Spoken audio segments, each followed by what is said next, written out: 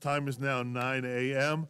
I'd like to call the Governing Board Workshop to order at this time. If we would all please rise if you're able to. Salute a flag. I pledge allegiance to the flag of the United States of America,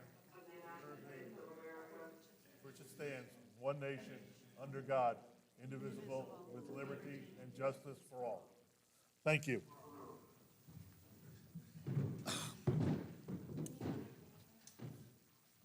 We do have a quorum present.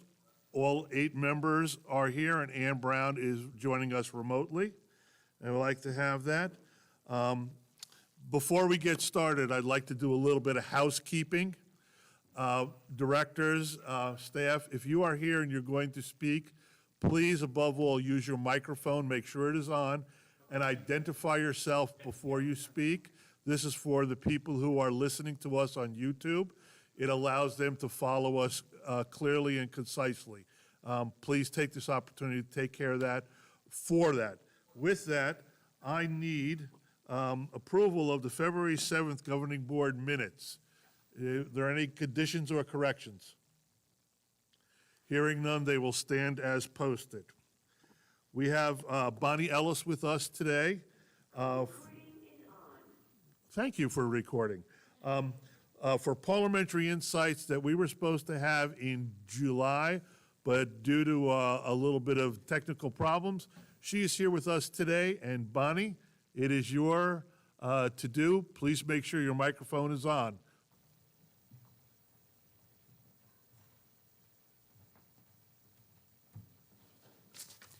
In your packet, you should have had 4 questions. Did you have an opportunity to look those over? If we could have the questions up on the board, please, on the screen. Mr. President, if I may, They are? I did have a question about one of those. Yeah, so if you did not get an opportunity, these are true and false questions. And just take a moment to look them over, just 1 through 4, true or false.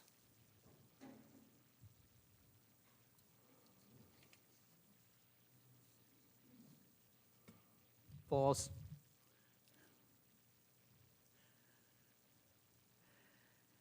You're correct. They are all false. The first one, number 1, when you second a motion, it means you are in favor of it. A second merely implies that the seconder agrees that the motion should come before the meeting and not that they necessarily agree with the motion. If you second the motion, you can vote against it. Number 2, the president can only vote to make or break a tie. And the trick word there is only, because while the president can make or break a tie, he can also vote by ballot. The president has the same rights and privileges as all members of the board. He was elected to serve on this board just as you were. The only difference is, in order to maintain his impartial position as president, he does not vote unless it's to make or break a tie. I have scenarios for making or breaking a tie. If you vote for yes and for no, it is a tie vote, and the motion would be lost. If the president votes yes, the motion has a majority now, and the motion passes. The second scenario, you have 4 yes and 4 no.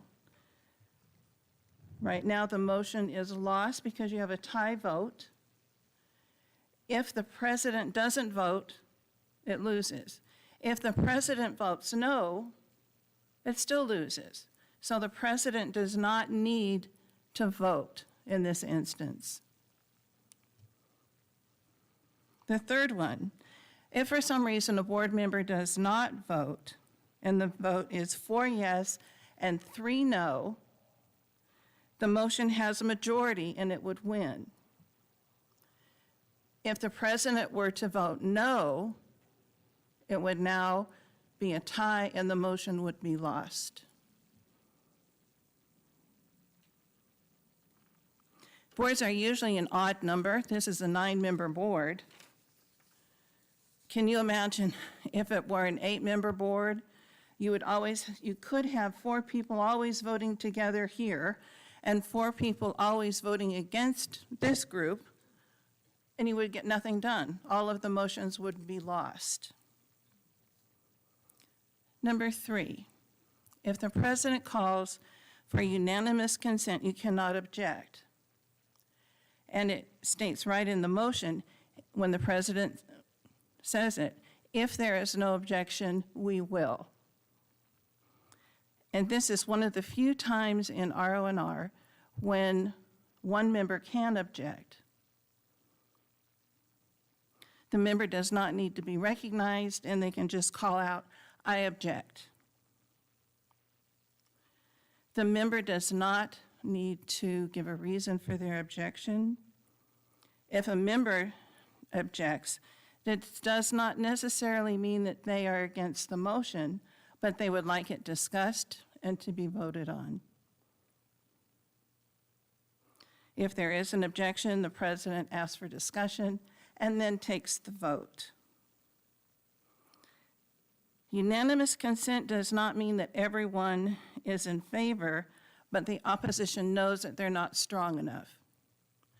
So therefore, unanimous consent is not synonymous with 100% approval. Unanimous consent can be used for a majority vote, a 2/3 vote, etc. When a motion calls question, or I call for the question, it stops all debate and the vote is immediately taken on the pending motion. I have seen this so many times in meetings where just one person calls out question and the chair stops everything and takes a vote on the main motion. And that's not the correct way to do it. The actual motion is, I move the previous question. It does need a second. It also needs a 2/3 vote because you're taking away the rights of members to discuss the question. If previous question is adopted, then the vote is taken immediately on the pending motion. Any questions? Mr. President, that concludes my presentation. Bonnie, thank you so much.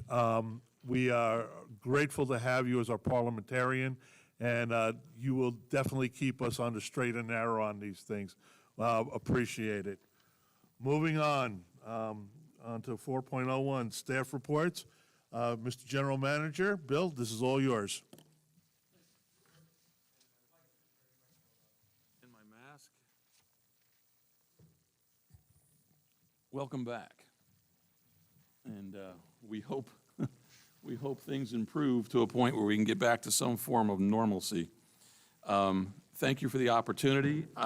Today we're going to talk about a few items, but primarily some changes that have taken place over the past few months in member services. I've got some slides ahead of you. Hopefully you can see them. We can dim the lights if you like, but if you have them in front of you, are you good with what you got? Or do you need these lights dimmered? Okay. Okay. Kath, can you hit those lights? Or Don's got it? Thank you, Don. Okay. So as far as membership services go, over the last couple of months, we've gone through a little bit of office relocation. We brought Pete Finelli, our CFO, up front so he could get a little more firsthand knowledge as to how the system works and what the ladies up front deal with on an in-and-out basis, because that is our #1 revenue-generating division. And Pete is getting, again, firsthand knowledge of how that works and the interactions that the ladies up front take. Our member services lead oversees member services, and that is Terry Wood. Terry's here with us today, and working with her is Vicki Clark. And they basically oversee that entire division up front, and they stay very, very busy, considering that we have been closed for a while, opening up the membership services offices for a few days during the peak of this pandemic. We did remain pretty busy taking care of member service needs. And then lastly, we kind of gave Deb a new title relative to property title analysis, and she oversees now all of our properties, all of our deeds, liens, and foreclosures, and the APFs as far as they go, as far as collections and refunds. Moving on to the member services division. The gals up front do a heck of a lot of work. When you just talk about membership services, it's kind of okay, that's a big, broad stroke. But we deal with all the new owners that come into town, all deed changes, member credits, dealing with tenants and guests, card reprintings. We deal with death certificates. They take golf cart fees as far as the discount play goes. They initiate the APF refunds. They deal with the fobs and photo taking and the membership cards, as well as updating all the contact information.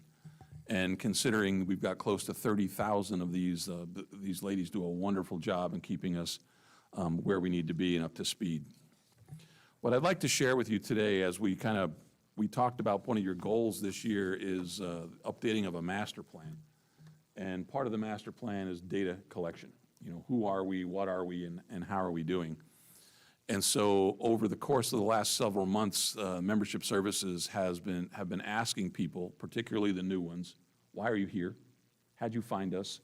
And why did you buy property in Sun City West when you have considerably the entire state of Arizona or the nation to choose from? The results are pretty interesting. I'll share those with you. Roberta, if you pass a couple that way, if you don't mind. And George, your way, thank you. Over 50% of the people that buy new property here and move to Sun City West, 52% tell the gals up front they do so because of the golf courses. George, you got one more for me? Coming back. Thank you. 62% talk about the weather in Arizona and the fact that we're an age-restricted community. 63% talk about our 4 fitness centers, and overall, close to 70% of the people that purchase home here are basically due to the physical activities, the variety of the clubs that we have, and the family and friends that live here. So essentially, word of mouth. And so people are really 4 times more likely to buy something when they're referred to by friends. And that's critical. And so when we look at where we're going down the road, how we market ourselves, how we brand ourselves, it really is, from a public relations standpoint, very, very important to continue what we're doing and really put on a great show when it comes to the services that we provide, because it is the word of mouth that's generating a lot of our sales. So I just wanted to share that with you as we continue to get information moving on as far as our master plan goes, because that is, again, an essential service that we do. So look. I noticed that 62% of them thought the weather was great. We didn't live here this summer, did they? All good. I don't want anybody to hear me. When it comes to owner education programs, what we'd like to start doing, obviously what we've learned a little bit over this COVID scenario is when we're starting to film things, tape things and whatnot, that we're getting a lot of use via the internet and our webpage, as far as people wanting to see these movies and replay them and those types of things. So when it comes to education, when it comes to a lot of the services that member services provide, be it questions being answered on inheritance and liens and how to use our portal. When it comes to member credit, how can I put credit on my membership card and use these at golf courses and other facilities? We hope to be providing some classes as well as filming these and have them on our webpage so people can use us and our webpage as a quick reference as to how to assess and address a lot of the things that they come to our department for. So we want to be a little bit more accessible to them and hopefully provide them good information when it comes to dealing with all of these things that we deal with, particularly CC&Rs, facility use, and that type of thing. Because once they sign documents, when they buy a home here, oftentimes those are filed, put away, and people don't really reference those quite freely. But if they're quickly and available on the webpage, we think that's a pretty good move for us. And so the online owner member information, it really goes a long way in helping us get these things out to the general public. What roles the clubs play, what our HOAs do, again, over 100 and some of those. So it's very individualized when it comes to where you live, what street you live on, and what side of the street you live on. And so we'd like to make these things a little bit more available and accessible to folks, and we're working with membership services to do that. So when it comes to property and estate planning issues, again, CC&Rs, the trust and transfer of ownership, property liens, refunds, and the selling and renting of your property, again, are the information pieces that we really need to get out and make available to people, because oftentimes there's a lot of confusion in those areas. Moving on, as far as what owner rights and owner responsibilities do, the facility use agreement that people sign, again, oftentimes happens when you close on your property and you never see it again. And hence, when we do close a facility due to a pandemic in this case, or whether it's shut down for annual maintenance or those types of things, we get a lot of, and I know you've probably seen them, whether they're letters to the editors or emails coming your way about, some kind of a rebate. Because we've closed a facility, what do my annual fees go for, and why aren't I getting a rebate since you have one or two facilities closed? And so what we really want to do is really get out in front of this and at least educate people as to, the agreement that you signed when you moved in here is a pretty encompassing agreement, and we want to make sure that the people are educated when it comes to that. So moving on, and a little bit of an improvement, I think, comes with what Deb is now doing, and Deb Long is sitting behind me. She's our new property title analysis position. And so outside of being the Deb Long that we all know that has kind of overseen membership services for a while, she now wears several other hats. And so she's now really our version of a county assessor. She does the county recordings office as far as all new and transferred properties. She does the research now on foreclosures and trustee situations. So essentially, she's operating as a mini title company and doing a pretty good job at that. As you know, we invested in the REDS program last year, which now helps us find these transactions a little more easily. And so in doing so, with the investment that we did in that software program and bringing Deb forward to focus on these types of activities has paid off immensely. So when it comes to data solutions, and what the RED system provides us are basically the recorded deeds that transfer ownership without our knowledge. A lot of those were happening over the years that we had no idea were happening, so we're capturing those. All the foreclosures related to documents are now tracked. The REDS program monitors and basically helps us on a daily basis when it comes to these transfers. They help us collect dues for all owners of record. And again, a lot of those were slipping through the cracks days prior. So with this software program, we've really picked up on that. Collection of ownership transfer fees, the expense of locating owners is reduced because we don't have to really track these people down. It's done for us. And REDS helps us with the delinquencies.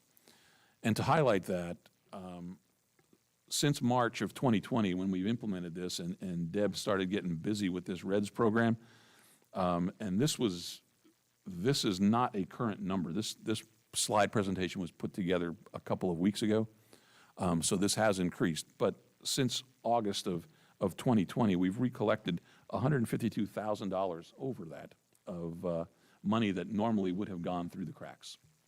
And this REDS program, not only helps pay for Deb's salary, but also helps offset the cost of the annual software program and kind of just keeps us as very much up to date as we possibly can. So kudos to Deb, kudos to all of the people in in membership services and some great teamwork being performed out there, so kudos to that.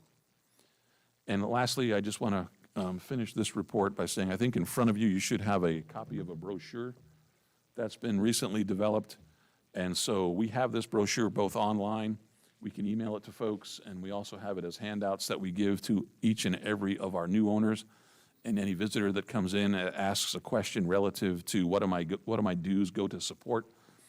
Basically, it's a listing of all the administrative and facility, recreation, golf, property, and maintenance things that go on that your annual $497 annually helps carry you through the entire year for. I was talking to George earlier today, doing a little bit of math, and with football season kicking off last night, no pun intended, if you sit in the very highest seat in the stadium down the street and take a family of 4 to a football game, it costs you more than one annual due here to live in Sun City West and get what you get, one game. And so a complete bargain, really, for what your annual dues go to support here within Sun City West. And at that, I'll open it up to any questions, or we can move along. Thank you, Bill. Directors, any comments or questions? I'll go around the room. First, I'm going to start with Ann Brown because she's remotely. Ann, any comments or questions for Bill?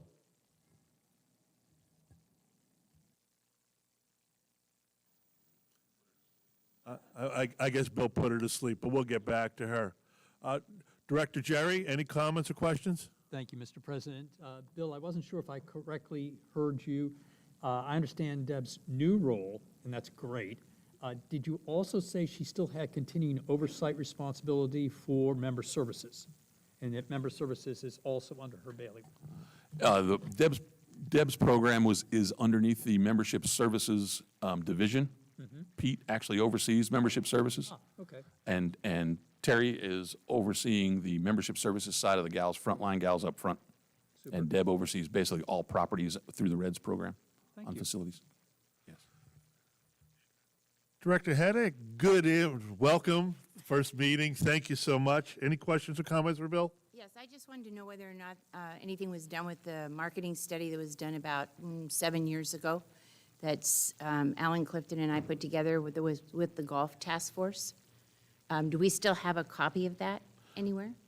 I would say yes, and what we've done with all of our master planning programs, there have been several since then that have been done, and those have been collected. We have them in a file. We were moving forward, obviously, with a master plan update until February, and when the pandemic hit, the expense on that was getting to a point where we postponed that to mid-year, just because we didn't really know economically where we were going to be. And so we've taken a bit of a timeout on that. We still collect data, but with a lot of our facilities closed, we're not seeing the numbers that we normally would be getting to collect. So again, just a little bit of a pause when it comes to that. Okay. But all master plans, any planning documents that we've had done in the past are all collected. And when we assemble what we have as far as a consultant goes, then that'll all be dispersed and shared. Okay. My degree from St. Mary's College is in marketing, and I'd really like to help with this process. Terrific. So can I be Yeah, included? absolutely. Thanks. Thank you. Director Canaro, any questions or comments? No, Mr. President, thank you. Oh, thank you. Director Roberta Davidson, again, welcome to your first workshop. How exciting. Any comments or questions? Yes, I had a question on this brochure. Are we able to get additional copies to distribute? I'm just being selfish since I'm a Realtor. Absolutely. Okay, They're available up at membership services, and you take as many as you like. all right, thank you. It would be a shame that we would have to order more of them because we gave them out for information, wouldn't it? Director Young, any comments or questions? Question, Turn your microphone on. it is, Thank you.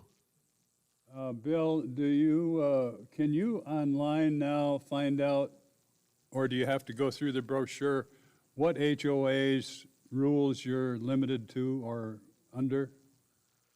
I'm going to defer to Riley on that one. Ken, online, can you determine what HOA you belong to? Not currently on our particular website. It's a phone call to Deb or to membership services? Actually, if you're a member of an HOA, you'd want to contact AHOA, and that would be, she can guide you in that respect.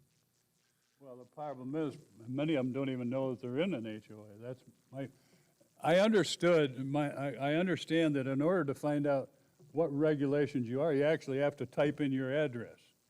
My question is that available to the to the public? Somebody moves in new. No. Why not? That's it. Right. One at a time, please. When you buy a property and you are in an HOA, I believe you are in a condo situation? I don't know.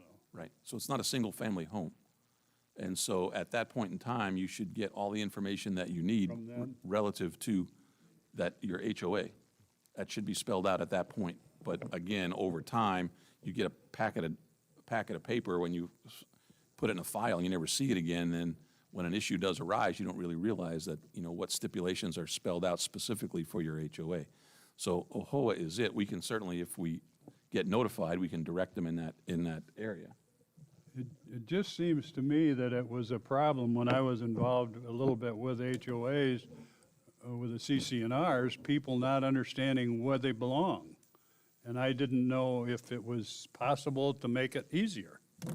Just a question, I don't know. If you're involved in an HOA, for starters, when you purchase a home, all that information has to be provided to you within 7 days prior to occupying the home, or closing, if you will, or taking title. So they should be aware that they're in an HOA. Obviously, they have to pay HOA dues.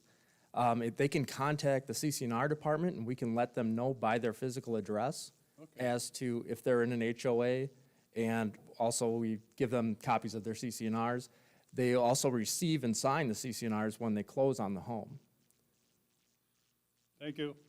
Certainly. Thank you. Madam Secretary, Donna Maloney, any comments or questions?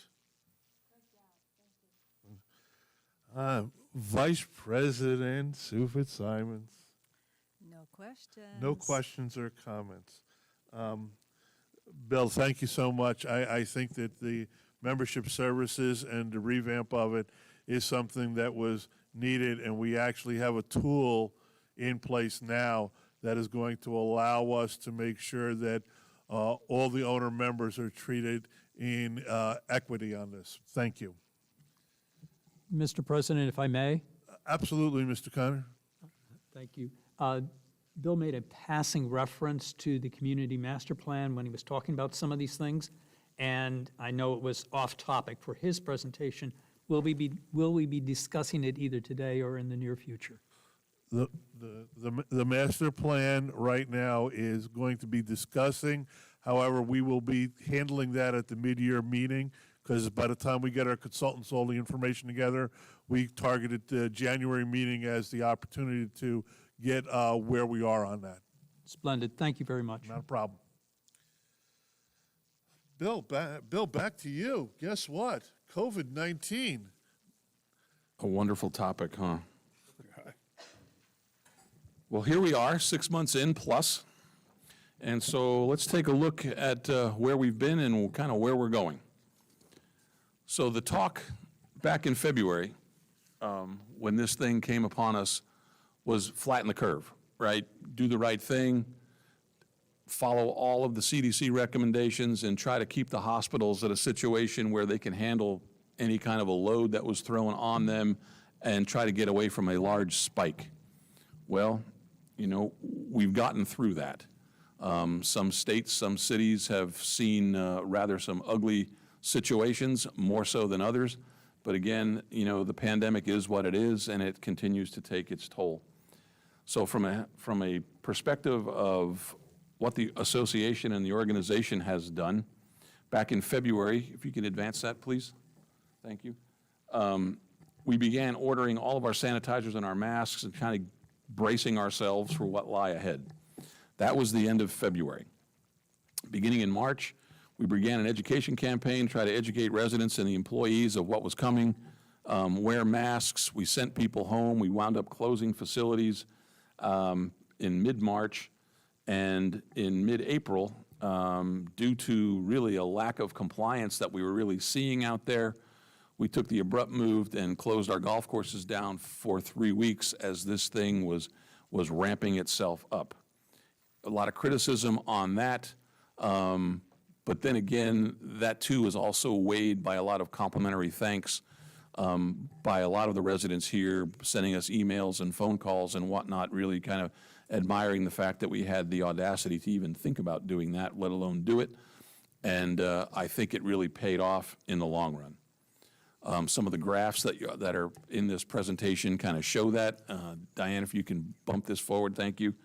So the cases leveled out to mid-May when this thing began back in February. So we were doing kind of well, per se. The golf courses then reopened in early May, as did our outdoor pools, our fitness centers, and our membership office, again, reopened again in May.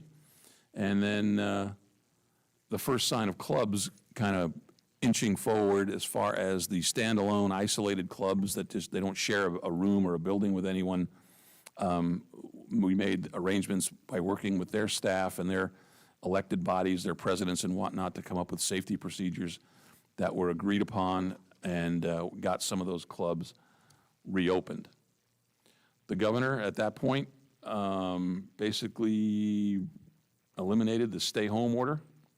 And as you well know, we saw a pretty tremendous spike in the state of Arizona, and things kind of took off. So we did what we had to do as far as that goes. We kind of maintained the safety precautions that were being thrown at us, and we do our weekly monitoring as far as the numbers in Arizona go to kind of figure out where we are and how we're doing.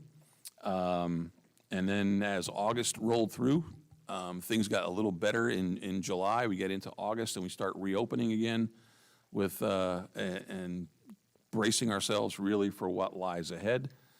Palm Ridge Fitness Center opened first, and followed by the R.H. Johnson facility. And with all of the safety needs that are mandated by Arizona Department of Health has taken a bit of a toll on our staffing numbers. And so with all of the monitoring that we have to do, all of the additional cleanups, the temperature testing, and making sure we got more than one person around when it comes to close and deal with people, we've had to spread our staff around to keep the 2 facilities that we've got open.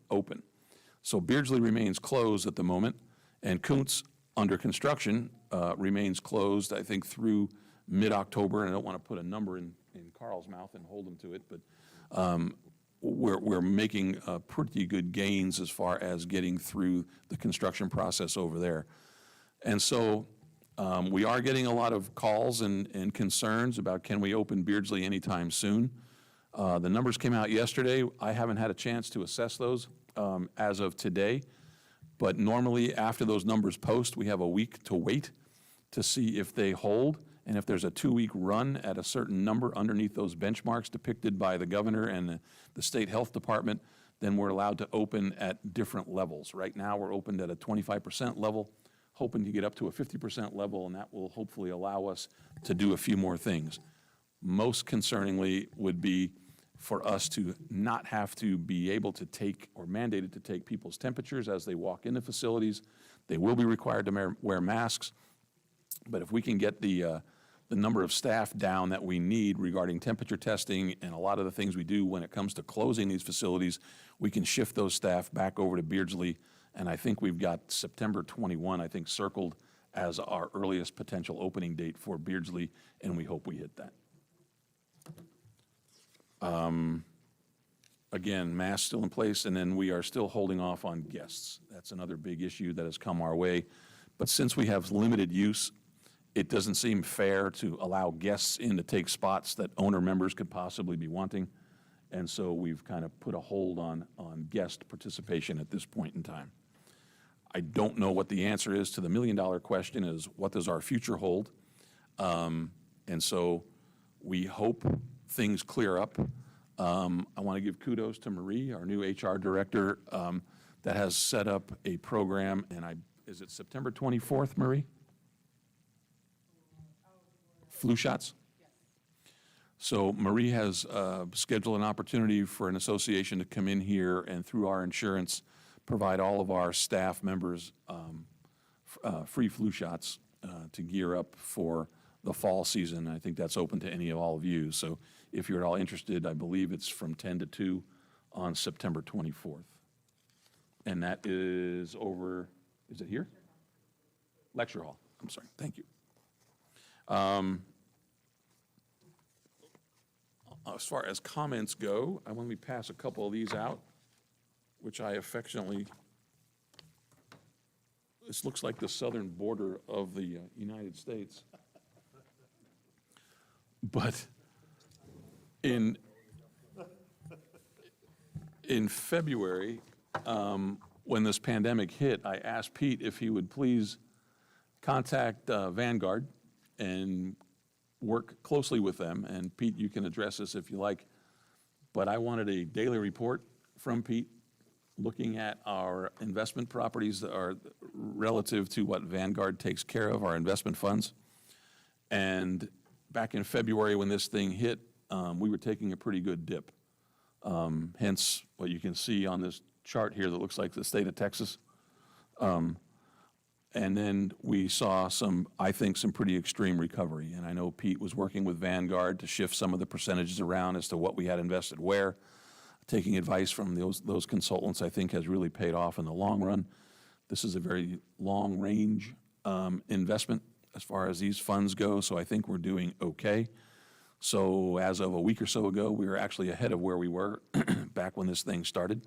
A little bit of dip in the last couple of days, so we'll see where that goes. But just for your information, this has just been provided to you as far as where we are, as far as that goes. So a lot of our worry and fear that we were experiencing back in March and when this thing's really started to drop has come back and rebounded nicely.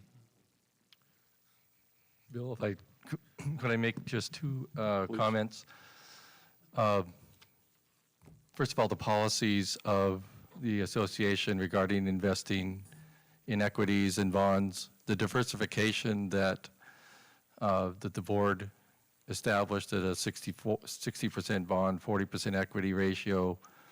What you don't see in the Texas document that Bill's referencing is that the broader market of just equities had almost a 30% downtick at one point, and while this is precipitous, it was, I think, capped at 17% decline. And the investments, as Bill's referred to, is over a 30-year curve, 10 years. We don't access these funds in our budget process. It's simply there for the establishment of, and I'll be talking about this briefly in a few minutes, for our reserve funds to be against long-term repair and replacement. So it is important to sometimes remember that, impacts occur in any healthy market, and we certainly didn't want to have the $4 million drop, but it has recovered, as he said. The second thing that I'd like to highlight is the rebalancing. The 60/40 is maintained by Vanguard, and when March 16th hit, it was pretty much at the absolute nadir of the decline that we experienced. But the Vanguard initiated the rebalancing. In other words, the equities had dropped, so the bonds were now in a 65 to 35% ratio or greater, and they did what they're supposed to do, and that's they sold off bonds and bought the equities. Well, I think the transfer was about $1,100,000, and since then the equities have rebounded by 30%. So essentially that rebalancing at the most opportune time brought about $300,000 more value into the reserve fund. So sometimes you get it right, sometimes you don't want to go down in equities only to have repurchasing, but it did it at the opportune time, and we benefited from that. So thank you. Thank you, Pete. Director's comments. Jim Young? Yes. Bill, have we had to turn away people due to the 25% factor that we can allow in our buildings? When it comes to the rec centers, Yes. there have been, Dave may want to address this. We've got a system now in place where people come in or contact us and make a reservation to use the facilities to kind of prevent that. There really hasn't been a thrush of people coming forward as far as that goes, but we are limiting the number of people in our facilities currently at the moment to about 10 to 15 in the weight rooms. But other than that, the clubs have voluntarily stepped aside and they're handling that themselves. How about the pools? But as far as ours, I don't believe we have turned anyone away from the pools, and we limit that to groups of 50. David? So the pools at Johnson and Palm Ridge, none of them indoor or outdoor have hit the occupancy levels that we've set. The fitness centers have been busy in the morning. We have had to turn a few people away that wanted to come into the 6 or 7 o'clock slot. We are only allowing 10 members at a time, but it hasn't been a ton. We have had a handful of no-shows, so that could be due just to the process. They forgot they signed up for tomorrow, but for the most part, we're seeing 80 to 90 people a day at each fitness center, and we have a max of about 100 in each location. Are the rec center, are the exercise areas able to be used on a, in other words, if I showed up today and there's not a maximum in there, can I go in today? Yes, if we do have an open slot, we will allow walk-ups. We what don't I meant. encourage people to do it, just because we don't want to have to turn them away, but we will take you if we have an open slot. Thank you. Dave, before you step away from the microphone. Yes, sir. Also, just in a quick moment, not only are we allowing people in to sign up for the extra equipment, there is also a break between the hours for cleaning and sterilizing of the equipment, too. Correct. So it's not just 100% that we're open from 6 to 9. There's also time in between where our staff is cleaning. Is that correct? Yes, sir. So we have created 10 one-hour slots for members to sign up to come in and use the weight room. They're an hour at a time, and then after that hour's up, we get everyone out of the gym, and we take 30 minutes to wipe down equipment and use our electrostatic sprayers to disinfect all of the equipment before letting the next group in 30 minutes later. Thank you, Dave. I think Director Young has one more question. Yeah, at one time, we were having trouble getting cleaning supplies. Is that a problem yet? We've recently gotten a back order of about 32 cases of gym wipes, so that is promising. But as far as the continued supply of, we'll see. If we get to open another gym, which we're hoping to be able to do, we have a total of about 45 cases on hand right now, which should get us a few months. So we have submitted more orders for wipes just to make sure that we have those. Plenty of sanitizer and disinfectant spray, we're good on. Thank you. Thank you, Dave. Donna? Thank you, Mr. President.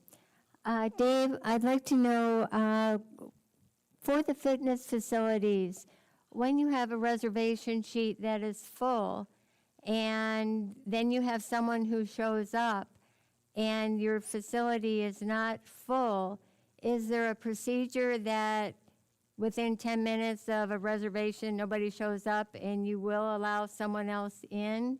And are both facility location monitors understand the same procedure for that?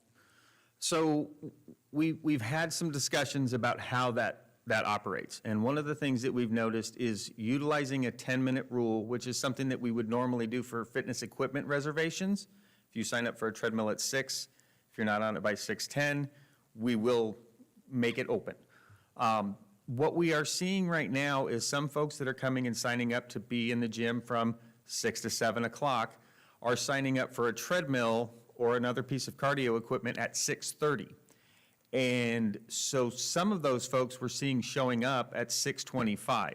So we've talked a little bit about the 10-minute rule maybe not being applicable in the current reservation format because some folks just come in, do their 30 minutes of cardio and leave. So we are not really holding to the 10-minute rule right now, but I will make sure that all the staff is understanding of the same procedure at both locations. Thank you.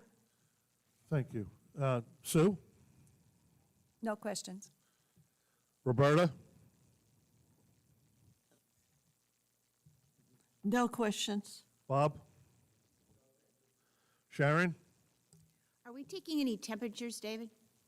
I'm just Yes. curious, of the people coming in the fitness centers? Everyone that enters the swim and fitness buildings, whether you're going to the pool, the walking track, or the fitness center, are all having their temperatures taken.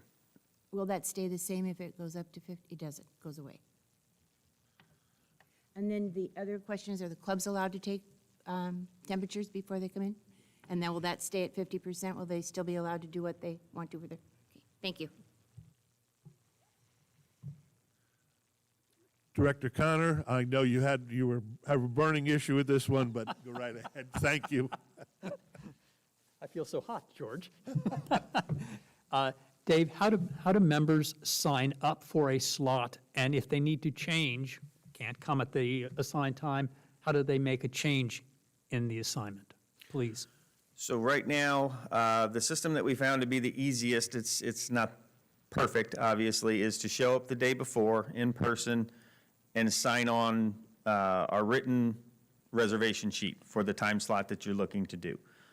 We were concerned that if we opened it up to a phone-in reservation system, that we would be inundated with hundreds of phone calls. And we would have needed to add another staff person to handle that phone call volume. So we stick with the written process right now. We have debated adding another person at both locations, which we could do, but we're really hoping to hit that 50% mark and be able to just let people come and go throughout the gym as we had months ago when we opened. Thank you, Jay. Thank you. Thank you, Dave. And I just want to go and obviously I get the last comment. I guess that's the privilege of this little spot for a few weeks. I cannot thank and tell staff what a great job they did through this whole COVID-19. If you all read the papers and you all see what was going on, every week there was a different mandate and a different change that was going on that was coming from the CDC, Maricopa County, the state, the governor. The staff here has done an incredible job in being able to handle those different changes as they have come their way.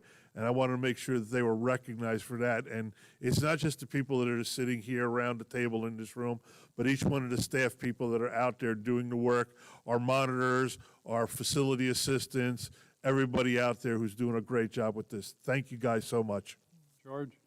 Yes, brother. I had another question of Dave. Dave, if you are allowed to go to 50%, are you considering, you mentioned something about changing the regulations of registering. Is that true or not? So my understanding is if we can get to the 50% mark, then we would be able to do away with the temperature taking. That's going to free up about 12 staff at each location. The other occupancy issue there is if we can get the occupancy up to 50%, we could get away from doing the sign-up time slots. And it would just go back to the way we used to do it before. We'd still monitor the number of people in the gym, but we would be able to get 20 to 25 people, which in a normal day is probably the max that we would have even under completely normal circumstances. Thank you. Thank you, Dave, and thank you to all the staff. You guys did an awesome job with this. Moving on, 5.02, Charter Clubs revisions. Director Maloney, as Charter Clubs, this is all about you. I just want to preface this first. You all have had this for at least a week. I hope you reviewed it in detail. This has already been through not only Charter Clubs, but it has also been in form for complete use by Riley, our recreation manager, Adori, who rewrites all our considered bylaws out there, and Phil is our liaison and tour person that goes and helps with the clubs. There's also been through attorney review for content. So before we start talking about lots of changes, I want to make that stipulation going forward on this. So Donna, it's all about you. I guess, do we have any questions? Otherwise, I want to be able to reiterate the fact that this was presented before the new Charter Club Committee and was unanimously suggested to move forward to today, Governing Board workshop. Yes. Okay, Yes, so, yes, Jim. I'm sorry, I thought you, Yeah, Jim. Oh, Sharon, you're first. Push on, push off. okay, when we were first looking at this together, Donna, there were some time restrictions, and I don't see anything in here with time. So from the time that you give a verbal warning to the time that you do a written warning, is there any time that has to elapse between that? Or is it with another event have to happen? And, It is totally up to the club. okay. And then the second part was, is a CR 16 have all the time, dates for documentation on it, for what time you got the written warning, what time you got the verbal warning, so that it tracks all of it? Yes, again, the CR 16 is basically from staff. That's a form created by staff. Okay, and then the last thing is, is there anything in here that says when the member gets how to do the right to appeal? When does the member get, I make a mistake, or I've done something, I've gotten a verbal warning, I've gotten the written warning, and now you're going to do the next step? Right. When do I get to appeal, and is there something handed to the member that says, here's how the appeal process works? And Sharon, I'm just going to jump in there. The appeal process is covered underneath our policies and procedures already, not in the RRMPs. And underneath, under number 5 here, it says any suspension or termination of club membership or association rights and privileges may be recommended to the governing board by the general manager following the same process and revocation procedures described in RMPs Chapter 2, Article 5, 6, 7. I have to get my Roman numerals back. C, after completion of this procedure. So when do we tell the member that? The member just needs to know, if I'm the member and I have no idea that I can, appeal, I just want to know how they find that information. Well, your CR 16 is the checklist of the time frame that goes in there. Okay. And the last thing on the bottom of that would be, if you're not happy with the situation, Okay. you would be able to appeal directly to the governing board. Thank you. And thank you. Jerry? Thank you, George. Donna, whenever you make changes like this, there's something that wasn't liked, and you're trying to get it to something you like more. What about the old arrangement or policy that you and your committee did not like, and what were you trying to accomplish by the changes? Okay, in the document that was attached here, the document that is stricken out is the original, and the new blue typed text is the recommendation from the committee. That I understood. I can see blue. That was real helpful, George. Thank you. Jerry, we can be asking is, as accommodating as possible. What I'm asking is, what about the old version didn't your committee like? What was wrong with it? Was it not confusing? It was incomplete? What was the problem with it that you're trying to solve by the new language? I think the main problem was specifically clubs were not following procedure and going directly to staff for disciplinary actions. And when they referenced, again, the RRMPs, it was not clear to them in detail of what needed to take place.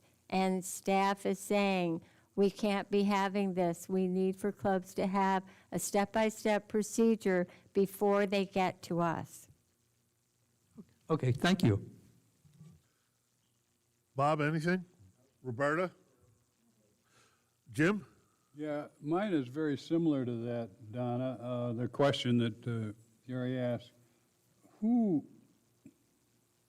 initiated the changes? Was this done by staff, by committee, by clubs?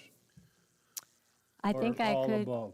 I could comfortably say staff. When I, as Charter Club Committee Chair, met with Riley, Recreation Activities Manager, and we sat down and said, okay, what do you want for me to do, and what do you need help with? And disciplinary actions was what was stated. Thank you. Sue? No comments. Okay, thank you, Donna. Here, Ann is, only can listen, she can't participate on the other side. She hasn't emailed me with a comment or a question. It's not that I'm ignoring her, we're having some technical connection problems with that. What I need now is that this is something that I need consensus to move forward for a vote on the 24th. Is that correct, Karen, the 24th? Thank you for the consensus. Jim, Yes, fine. Donna, Yes. Sue, Yes. Donna, not Donna, excuse me, Roberta, Yes. Bob, Yes. Sharon, Yes. Jerry? Hearing this consensus, Karen, can we please put this on for a vote George, on the 24th, the regular governing board meeting? George, Yes, Jim. didn't ask the phone. She can't, Okay, I- all right, okay, no, Jim, she can't answer me back. okay. But as much as I love Ann, with 8 of us here, we have a consensus to move it forward. Okay. Now, next one, policy send, M1 and FI 13. Bill, this is all about you. Once again, I want to reiterate to the members here and anybody who's listening, the portion of M1 that is out there in FI 13 was written by the attorney, not by us. This is his words, and I'm always leery about changing things attorneys put out there since he has to defend us in the state of Arizona. But all comments and questions will go on from there. Bill, thank you. All right, George, thank you very much. What I'd like to share with you today at the workshop will be presented at your next governing board meeting for a vote of approval. But I just want to give you a little bit of an overview and oversight as to where we are when it comes to dealing with a little bit of policy clarification on collection issues. So we talked a little earlier about the facility use agreement that owners sign when they move in here and more than likely put in a file and never see it again. So what happens is that oftentimes some owners find themselves not in good standing for whatever reason. So a failure to pay annual dues, they get their cards suspended for various reasons, there's liens involved and there's late fees involved, those types of things. And so trying to clean up a little bit of this that our membership services staff deal with on almost a daily basis are a couple of these policies, particularly when it comes to membership and activities cards for facility use, how it affects owner members, how it affects associate members, landlords, investors, and tenants. And then on our collection policy, F13, it talks about the general procedures and the remedies on what we do to help fix those. So focusing on M1, we basically asked the attorney to help us when it comes to what happens after the 90-day issuance of overdue comes into play. What happens at that point? We have somewhat of a unique situation here in Sun City West where owner members are charged individually as opposed to the rooftop. So if you have 2 people on a deed individually paying their annual dues, one pays, one does not, what does that put the property in? Is that good standing or not? And so what we're trying to clarify here is that once the 90-day mark hits and the facility is now deemed no longer in good standing, that affects everybody on the deed. It affects both owners, it affects any associate members that happen to be on that deed, and then if they're renting their property, it would affect tenants and leasees and those types of things. So to clarify, the attorney provided us this language basically that says that all owner members cards issued for a property and access to facilities will be deactivated or suspended for non-payment of dues assessments by one or more of the owner members. Such a suspension occurs when the lien notice is prepared 90 days after the due date and remains until the owner member accounts are current. So that's what we've been kind of operating under, but in our policy, it was really never spelled out that way. And we've asked the attorney to please advise us as to what we need to do to clean that up and to make it a little bit more presentable when we're trying to explain ourselves to some people. And so that is the recommendation of the change for Section 2.1 under owner members. And then moving on to associate members, basically that suspension of an associate member occurs at the 30-day mark from the due date, not waiting for the 90-day scenario. So if an owner is overdue by 30 days, they no longer have the right to rent their facility to an associate member or a tenant, or that's where I'm at. So the associate members' rights are tied to the obligations of the owner members by the bylaws 253. The cards are then deactivated and access rights are suspended for non-payment of dues and assessments by one or more of the owners. Suspension occurs at the 30-day mark from the due date and remains until the owner members' account are current. And that language is basically duplicated in the 4.0 section when it talks about landlords and tenants. Thank you, Bill. Going around, this is something that we went through the attorney with very diligently. Sue, any questions? Well, I'm the one that had a comment about the extra commas. I found that it was a little difficult to read and thought maybe that could be cleared up. But as I, look at it again, it's a parenthetical statement with that 90 days. And of course, you wouldn't use a parentheses in this kind of a document. So I guess I can live with the comma, which is trying to reinforce that date stuff that's in there, and assume that this is lawyer language, and that's why the commas are where they're located. So lawyer language, that kind of thing. So I have no problem with content. I think that's the rest of that's fine. Donna? I'm okay with it. Jim? Is this what the staff wants? That's my big question. Yes. I'm watching the nodded head that I'm looking for. Yes. And Deb can attest to that. It's really. She's nodding her head, It's so I'm really, happy. yeah, it's really kind of just clearing up some junk in the road kind of thing. It's more of a clarification than anything. Ann Brown, I know you can hear me. If you would just email with yay or nay or any comments, I'd appreciate that. Thank you. Jerry? Thank you, George. I, first of all, support the changes that are being made, and I assume they're supported by the facilities agreement because the attorney would have looked at that. So that's all good. It strikes me as a gotcha from a member perspective. Maybe it shouldn't, but it strikes me as that. And so I want to be sure we inform members of what we're about to do so they're not shocked and feel like they've been sandbagged. So when we send letters out, I think you need to be very careful to alert them of the consequences of any owner member on the property failing to pay. It would also be helpful because some people have, or some properties have multiple owners, some of which who do not live here, like brother and sister, okay?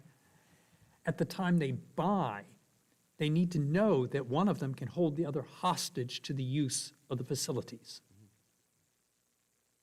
So it's a question not of whether we do it or don't. I fully support it. It's a question of helping people know in advance so they don't feel like they've been sandbagged or treated badly by an uncaring bureaucracy, because that's not the case. Right. And I think, Jerry, for me to respond to that, in our first presentation today, where we talked about educational services, and we talked about inheritance and liens and those types of things, that I think once we get those videos promoted and we can get those out there and inform people, whether we hand them out in CDs when you come in and get your first membership cards or something like that, Because, again, people don't really pay attention to that until it happens, right? And so on the educational side, I think if we take that step forward, which we're proposing to do, I think will help to answer a lot of those questions and take care of that for you. I certainly agree with you. People tend not to pay attention to information until they need it. Coming from an insurance company background, that was certainly the case. We called it just-in-time information. And so what I'm thinking is, give some consideration when you send notices out saying failure to pay. Something in there talks about the consequences for everybody who has a card associated with that property. I hear you. Thank you. Thank you, Jerry. Anything else? Okay. Sharon? I just have a question. Is there a way for an owner who's taking care of an Alzheimer's patient like a husband or wife, that's no longer able to use the card at all? Do we have any way for them to come in and say, this is what's happening in the family? I mean, because the use of the card is what we're trying to protect, that it's not being given to someone else to go use. I mean, it's not, and that's what I understood the cards were for. So do we have anything at all for it? Sharon, I can only speak as a personal thing on this one. You know very well. Yeah. My mom is still with me. She's well over 90. Hasn't used her recreation card for at least 17 years, okay? Her obligation when she signed our agreement was that she was part of the association and she must pay those dues. I'm very much in the middle of the road on a lot of this, but knowing that has happened personally for me, what she does is she supports those common areas, and the things like this would answer very quickly of what the dues actually go for, whether it's the use of facilities or not. Most of it's for the upkeep of it. So that would only be my own question about it. Okay, I'm just curious because I'm sure we're going to get that. That's going to be one of the main comments we have is that they simply, an owner, one of them cannot use the services anymore, so why are we still billing them? So that's going to come up. And I can also say, I have my cousin lives here also, Right. and she has been unable to use facilities for 15 years too. Right. So the reality is, yes, we understand that happens, but the other side of it is, when you come in here, you know when you're coming into the agreement what it is. I understand what you're saying. Right. But that is just one of those things.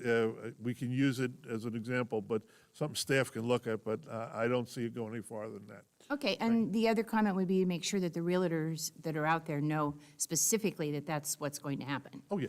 For sure, because they're educating them is probably one of the best ways to make sure that these people that buy in here understand what the obligations are. Sure. Bob? Just that I want to echo Jerry. I think that's right because, everybody thinks I pay my dues, therefore I'm okay. If the other person doesn't, then you got it. So they should know beforehand. And that's why we're looking to change the policy. So, Roberta? I had a question on the landlord-tenant area, section 4.0. Under 4.23, the rec center stopped doing that 2 years ago. Collecting, it says the owners of the residential rented unit property shall deposit with the association all member cards. They stopped collecting those several years ago. Okay. All right. And Roberta, would it be, if we could move this forward, can we take 4.2.3 and eliminate it? Well, Well, no, when you go to, not today, but if I need to move this forward to a vote, Bill, I need to I want to make sure that everything that we want to have added in there, and today at the workshop, we can take and have that portion stricken out. Is that correct, are you Karen? going to put deactivate? Deb? Debbie, I'm sorry, you have to talk into one of the microphones because I'm old and I can't hear you. So the cards are actually suspended and put in rental status. So the cards aren't physically brought to the membership department. And that's been going on since at least 2016. So we have that where we can do that in the computer system, turn them off. That's why they don't have to bring the cards in. Yeah, and also comments for a couple of your other questions that you had. You were asking about information going out, Jerry, about the other people's cards being turned off. When that 30-day notice goes out that you're expired and you've been assessed a late fee, that verbiage has been added to the late fee statement. And then also a question about the people that can't use the facilities. We tried to turn this around several years ago. These are owner-member dues. These are not recreation fees. You pay those fees because you're entitled to the property, not whether you use the facilities or not. So, yep. Okay, folks. We want to take 4.2.3 and strike this out of this? Is that what we're saying? I was suggesting that you just say that the cards were deactivated or suspended, either way. They don't physically bring up their cards because the rec center now has a form that the owner or myself, I've done as property manager to, and it has the owner's card number and everything. And then it has the tenant who's requesting the cards, so.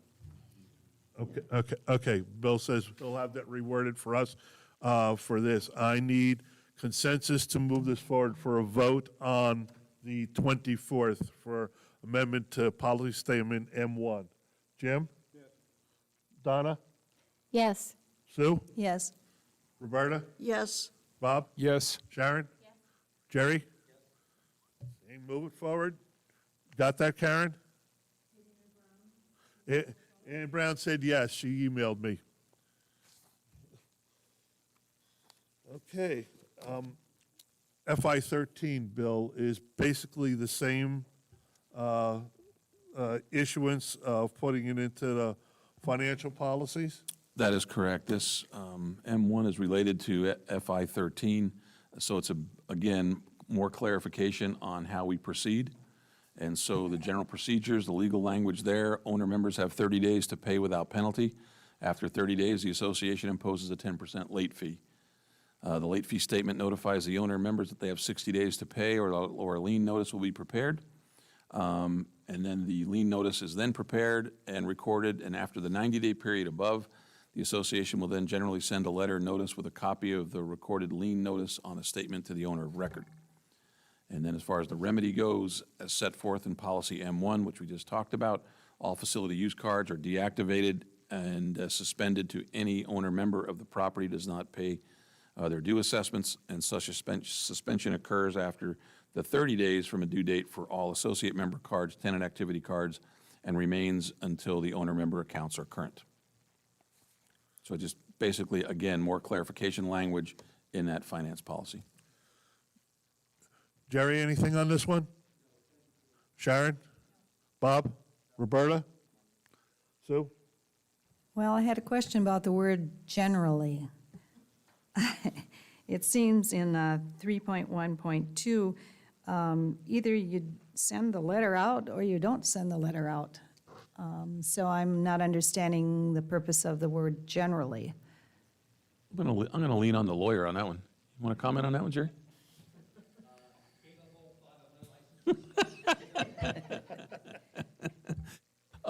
We can get clarification on that from, and have that presented to you on the Yeah, 24th. it seems that, you know, you either send it or you don't send it, and that this, you know, generally means, well, I might get it, I might not get it, and that seems confusing to me. That'd be a strike word, but that's okay. Okay, so Deb is saying it is being done, so then what's the point of the word generally? If you're doing it, you're doing it. We strike the word generally, can Well- we go forward with it? Yeah, then everything else is fine. Donna? I agree, striking the word generally. Jim? Folks, everybody in the consensus with this? Okay, I have to let, Ann, I know you're going to say yes, but you can type me for a yes, I appreciate it. Karen, are you caught up with us on this? Okay. I just want to make sure. So consensus to move this forward. Oh, boy, here comes the big one. Pete or Bill? Who should we abuse with this one? You can start with me. Okay. Status of the PPP loan. We all know what this is all about. Bill, go right ahead. Thank you, sir. Payroll protection plan was brought to our attention in early February when the COVID pandemic occurred. We did some planning for Sun City West and where are we going. On March 3rd, we began educating folks as far as the residents and the employees go. And by March 9th, as this thing was really rolling along, we began canceling programs and special events and those types of things. As you well know, we have close to 475 employees.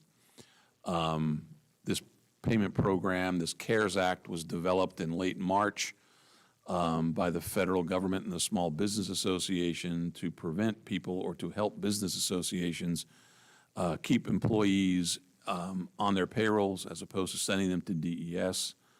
It was a brand-new program kicked out. There were rules and regulations that were pages and pages of information that we read carefully. We felt it was in our best behavior to try to keep our employees maintained and move this program forward. So come April 9th to be exact, we submitted an application to the Small Business Association seeking reimbursement for 8.5 weeks of employment for all of our staff. Most of our staff, be it golf course-related employees, remained on the payrolls. The other half, be it recreation centers and some folks working in special events and administration up here, were a little light on duty because of the fact that we had closed some of our recreation facilities and canceled special events. So the decision was made to kind of keep them employed, seeking funding. And so we went through what we thought were the proper modes and filled out the application, and we did that. And I think we submitted back in April, April 9th, and the first round of funding came through mid to late April. We were not notified of anything, and we basically left it on the table as far as I didn't think we qualified or we didn't get any funding. I came back from lunch one day, and Mr. D'Angelo wonderfully had a nice gift bag on my desk with confetti coming out of it and a bank deposit form of $2.25 million, and it made for a nice afternoon. And so we moved along, and we deposited that money in its own independent account. We didn't touch a nickel of it, figuring out we'll worry about this program as this thing goes along, but there are rules and regulations associated with this program that we had to abide by. So our finance department basically calculated everything that was eligible that we put into this loan application, and we're building our submittal per se. So when the time came after 8.5 weeks, and we basically submit what we had spent in relationship to this funding package, and at that point in time, you were to get notified by the Small Business Association if you qualified for forgiveness. And so as we were continuing to compile all of our data, obviously we brought the people in mid-August, and they've completed our annual audit for the association, which I think they raised the flag very high on. Did you give a report on that yet already to BNF? No? Well, Pete will. We scored very, very high once again on our audit. We do very, very well in that arena. However, at the end of the audit, we were sitting down with our financial consultants, and they asked us how in the world we got this money. And we said we applied for a loan. And they said, well, you're not eligible. And I said, well, they gave us money. And so we then had conversation with people at all kinds of levels, be it our state and federal representatives, Can you please get us clarification as to whether or not we have the right to spend this money and that type of thing? And every answer that we've gotten back thus far has been no. And so we are in the process of packaging up what money we received, and we'll be shipping it back to the Small Business Association promptly. So that is a sad report I'd like to share with you. But in the long haul, and I want to pass this off to Pete, the decisions that we made to close the facilities and keep people employed really have not been as detrimental. I mean, you saw the graph that we passed out earlier as far as our reserve funds, and they took a $4.5 million dip at one point and have bounced back quite nicely to where we are. I think, Pete, when it comes to comparing our revenues from this year to last year,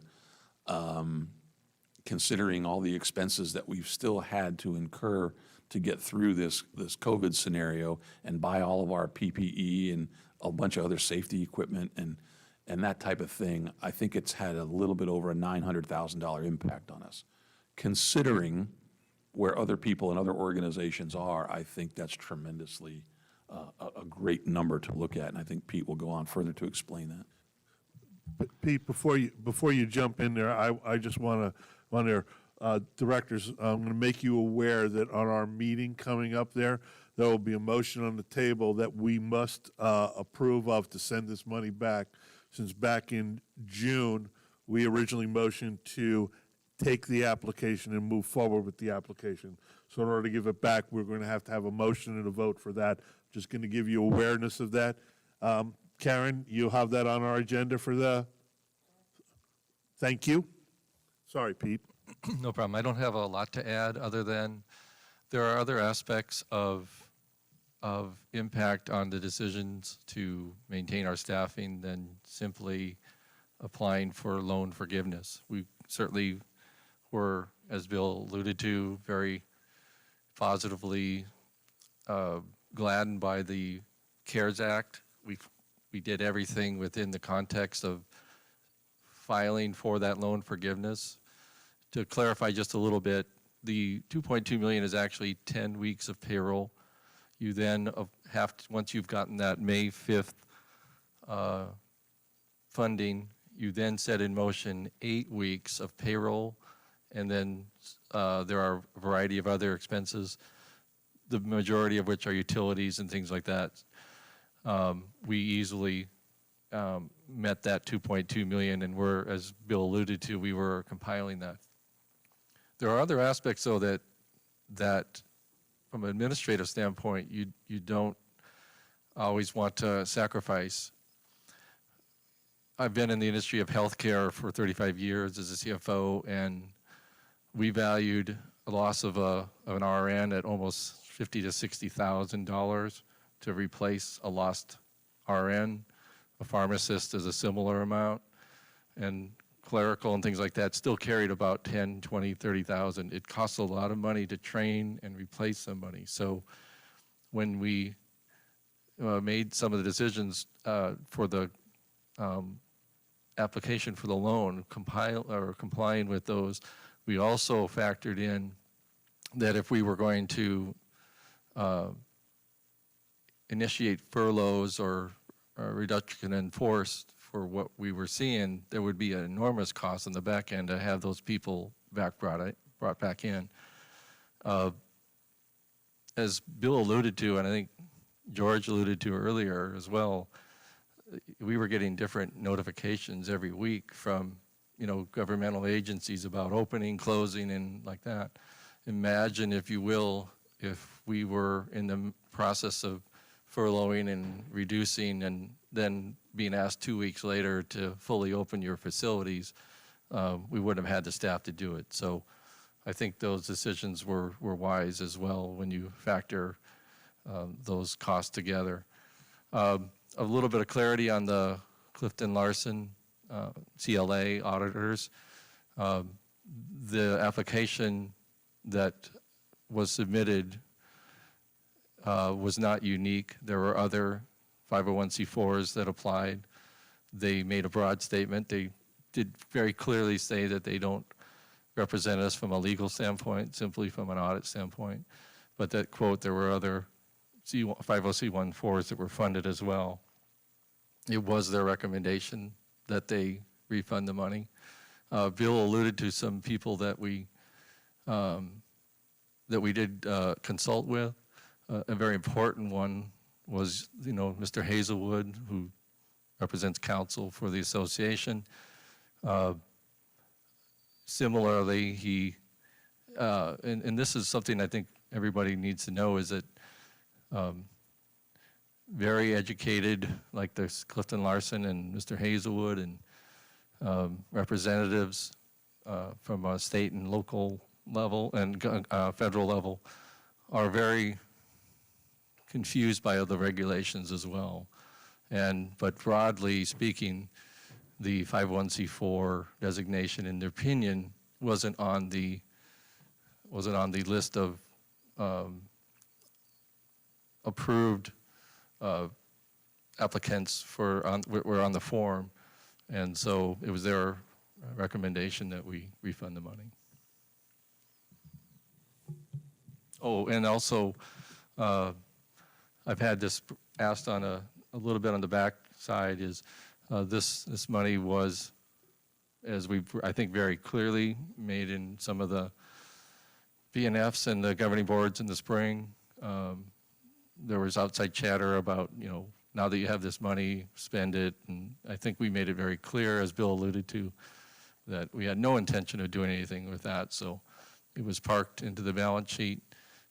We established the 1% liability on the books for any interest that may be on the loan. And as we do that, we're going to have the funds and the accounting for that available for when we make that transaction. Thank you, Pete. Director Connor? Thank you, George. Some of the comments, Pete, that you just made, the practicalities of the choices made, actually had occurred to me, not all of them by any stretch. But what did occur to me when all the pandemic first hit, and we saw the economic crisis hitting the country, that this was our time to show loyalty to our employees by keeping them employed to the greatest extent the financial condition of the association permitted it. And I'm glad to say those were the decisions made at that time. We're now losing the money. That's a shame. But I have the same commitment to our employees.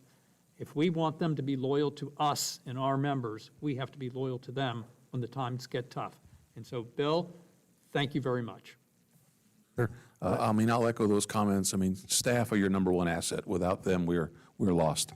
And the work that they do, from anything from janitorial work, up all the way up through the general manager, I think they represent this association very well. Thank you. Sharon? Just two questions. Did the SBA also say no? It's interesting, SBA, did the Small Business Administration say you needed to return it? no. They did not answer yet? Well, that's what's the confusing part about this. Just make sure everybody's on during the run-up, Bill, I think you did say we applied to the SBA. We didn't apply to the SBA, we applied to Chase, who's Right. the lender. Lender is the underwriter of the loan. They approved it. We did have one of our other consults that Bill alluded to, we asked them specifically, have you gotten clarification on whether we qualify or not? You underwrote it, you reviewed the application, you approved it, you funded it. So the SBA only comes into play when you move to the loan forgiveness, which we never got to that stage. Okay, so they have not been included in, they haven't said anything at this point. I just want to clarify before. And then second of all, did the bank say you needed to return it? We did consult with them. The answer is no. Right. But, No, we don't need to return it, or yes, we do need to return it? well, They did not give advice. That Well, wasn't yes, but they're their- collecting it. Are they going to forgive it is what I'm asking. No, they aren't the forgiveness. Remember, they're only the lender. Their recommendation was to return the money. The recommendation was to return it. Thank you. That's all I need. Thank you. Anything else? Bob? Roberta? Sue? No. Donna? No. Jim? Yes. Was the main reason the C4? Is that what you're really getting down to the bottom line? Yes, sir. Thank you. The answers that we keep getting from the bank, from the consultant, from the attorney, basically is that on the application, it calls for C3, C17s, doesn't mention anything about C4s. So we checked on our application, we actually checked other, and we sent that in, and the bank actually sent the application back to us, and there's a blank little box next to other, and they asked us to personally write in 501c4, which Tim and I did. I signed it, sent it back to them, and a month later, we received money. And so since that was there, we've got documentation through emails that Tim has gone back and forth with this bank asking for clarification, are we eligible? Like 4 or 5 times. And we keep getting yes, yes, yes during the application process. They fund us, and now they tell us no, no, no. So it's a new program. It's pretty confusing, but what we get now from the lawyers and from our auditor and from other 501c4s have applied, not eligible. We'll let the bank pay for it then. That would be good. Jim, everybody wants to pay for it, you know that. Sharon? Just one other question then, in regards to this, the being a 501c4, it doesn't say you can't apply because we are a business. So just because we happen to be a 501c4, it didn't say all 501c other Cs cannot apply, That is absolutely correct. which is why the SBA has not ruled on this. So you may or may not still be eligible. That's all I just need to make sure that we understand that it may come back. So I'm hoping that we keep the door open to still be able to do that. If we give it back and they say you're still eligible, then we need to be able to take it back.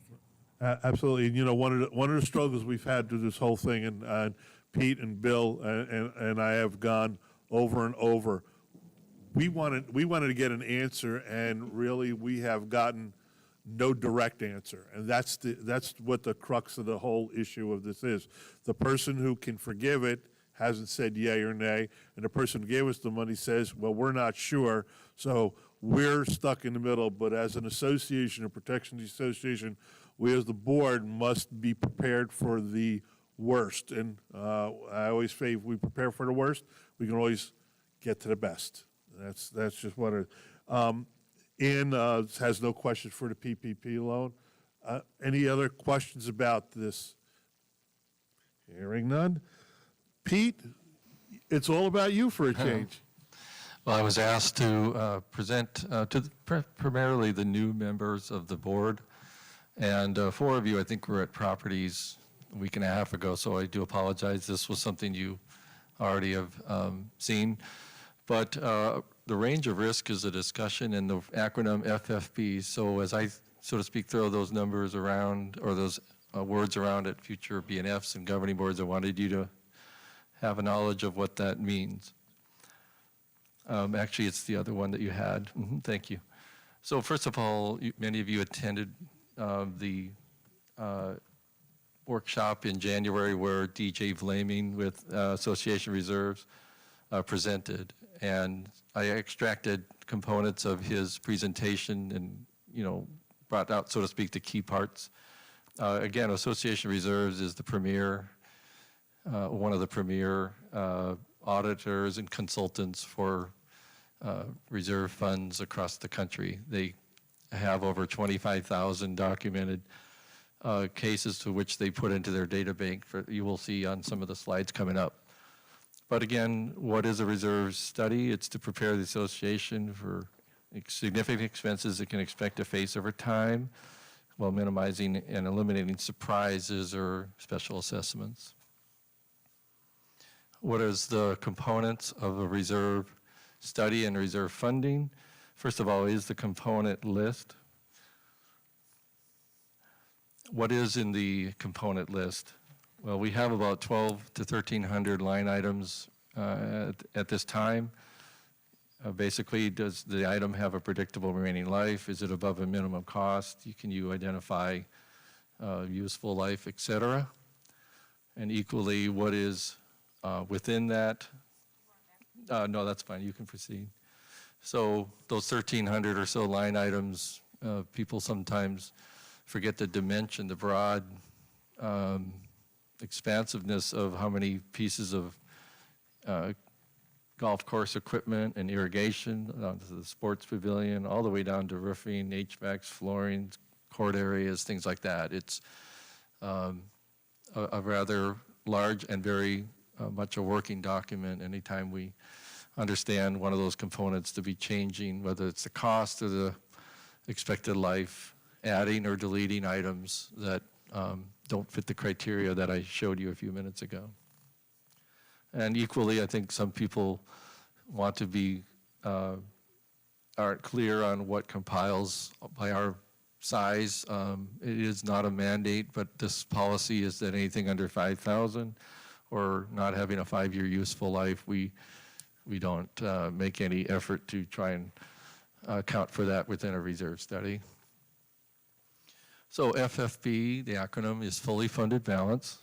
The kind of technical term is a fractional age times the current cost, and we get the, you'll see in a second that the FFB is in a summary amount, not an individual amount, but each component has that. So at the properties, I think it worked well that I just took the top 2 items and tried to clarify. So if pool furniture had a useful life, UL, of 5 years, and it was coming up for replacement in the current year, remaining useful life, RUL, cost of $4,600, you would hope as an association to have $4,600 in your reserves to fully fund the replacement of that. And going down to the second item, a very, very easy to compile, pool resurfacing, similarly a 10-year useful life. You're halfway into it, 5 years. That $10,000 cost would hopefully at that point in time want to have $5,000 put in your reserves to fully fund the replacement of it. And you aggregate all 7 or 8 items on this list, and in this example only, it's $154,000 would be the fully funded balance. So what is the reserve strength as a component of that FFB? And the formula that we use, pretty straightforward, is our actual dollars in the bank at a given time against the fully funded balance, that is your reserve fund percent. And so this is, again, over 25,000 clients that were compiled by association reserves. And what is, if you'd go back, what is your risk assessment? And so you can see out to the left that anybody that had a 0, it makes perfectly logical sense. Any HOA that had to replace a roof for a park that didn't offer any reserves is going to have to do a special assessment. And of course, that declines rapidly by the strength of your percent of the fully funded percentage.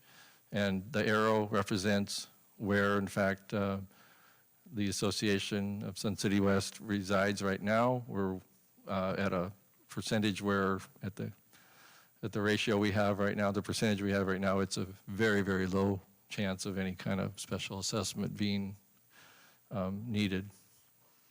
And then real briefly, this again is where is the strength percents? You can see again where the arrow is at about a little over 50%. If you add up to the left side, 8 plus 10 plus 11, you get about 30% of the HOAs that the association reserves has had them as a client. 30% have a very poor reserve strength, and off to the right in the green, there's about 25% that are in the, so to speak, ideal scenario, but the middle ground is considered very strong. It is very low risk, as we alluded to on the previous slide, and that's actually where the majority of most HOAs reside. And that's a understanding of FFB and reserve range of risk. Thank you, Pete. Thank you. Directors, Director Connor, any questions, comments about this? Sharon? Bob? Roberta? Sue? No. Donna? No. Jim? Yes. Why? I just wanted to reiterate that I personally believe we should be closer to 60% than any other number on that chart. I don't care what the national says. I just think we should work hard and strive to be at minimum 60%. That's all I want to say. Thank you. Ann says hello, and thank you, obviously, because she has nothing. I'm sure she is probably more in tune with the reserve fund and the dollars than all of us sitting around the table here, with the exception of Pete, of course, as he is prayer. Thank you so much. Next one is strategic goals. That comes under there. You have this on part of your attachments. They are all at 0 right now. Are we all confident in, that these are the goals that we're going to move forward with for this year? Any comments or questions about that? No? That was an easy one, right, Karen? We're good with that? I love it. She loves it. Comments for this. Directors, let me get I have to get my cheat sheet outside. I'm going to start with Roberta. Any comments? No comment. Sharon? Jerry? I see under the goals, George, that all of them are 0, and one of them is clarification from the state about water requirements for our golf courses. Are they really being that difficult for you guys? Are they being difficult? Yeah, by not answering. No, that just needs to be updated. Todd has been in contact with them and continues to be in contact with them. We send our annual reports in. I think we've been educated thus far as to what's being anticipated as far as Plan 4 goes on water conservation, and that takes an effect in 2023 as far as the amount of water we can throw, acre feet, on our golf courses. And I think we are going to be absolutely fine when it comes to meeting that goal. And then the next benchmark is in the year 2025, and they talk about the amount of acreage that is going to be allowable for people to irrigate when it comes to golf course facilities. And some of our larger golf courses, be it the 18-hole regulation courses of Grandview, Pebblebrook, and That's the only two. no, there's Echo Mesa. Echo Mesa and has Stark. a little bit of turf on it. But I think the age of those golf courses are grandfathered to a point from the information that we're hearing from them now. And again, with the state, anything can change between now and 2025, but at least the information that we're getting now is that the courses that we have are grandfathered. So I think we're in good shape there. But as Todd moves forward through our reserve study and moving forward on replacing the aged irrigation systems that we have in some of our facilities, some turf will be removed strategically, not to inhibit play, but there are locations that Todd's identified that really are out of use, and we can benefit by having those turned into desert landscape a little bit to kind of remove turf from needing to be irrigated, hence saving water, saving money, and the environment as well. I will say, as someone who lives on a golf course, I find my yard is technically out of use, but not. Free golf balls. There you go. And if you have anything, you can email me so I can present it to the group. Bob?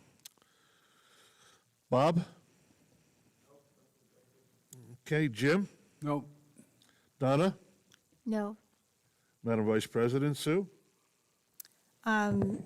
Having worked on the goals a little bit with Sharon, I'm wondering if the rest of the board has seen the completed information that we worked on in terms of identifying how we were going to judge whether or not these goals have been completed and kind of where that's at, because many of these things are not things that we individually are, or as a group, are going to be doing, but they're responsibilities of other departments, and some of the requests that we have through these goals are just keeping us informed on a regular basis.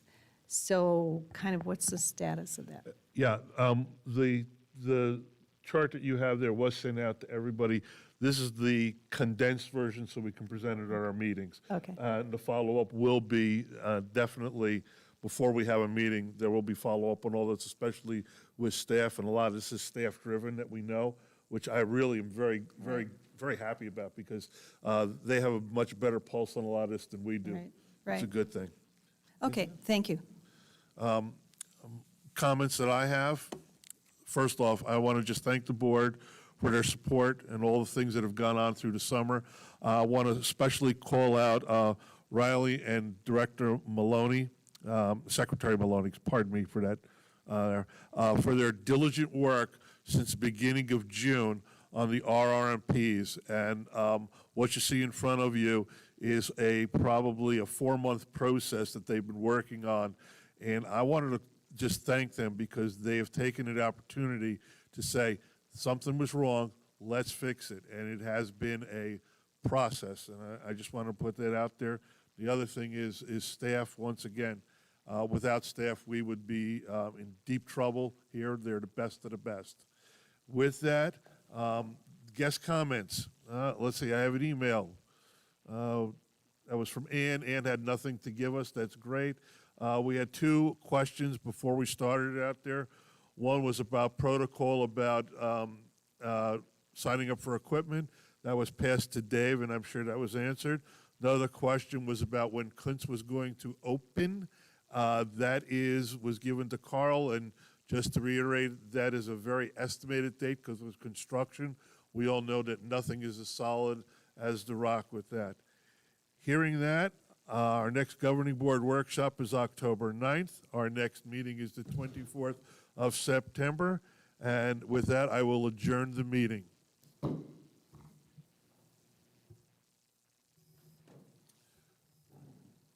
Directors, we will be going into executive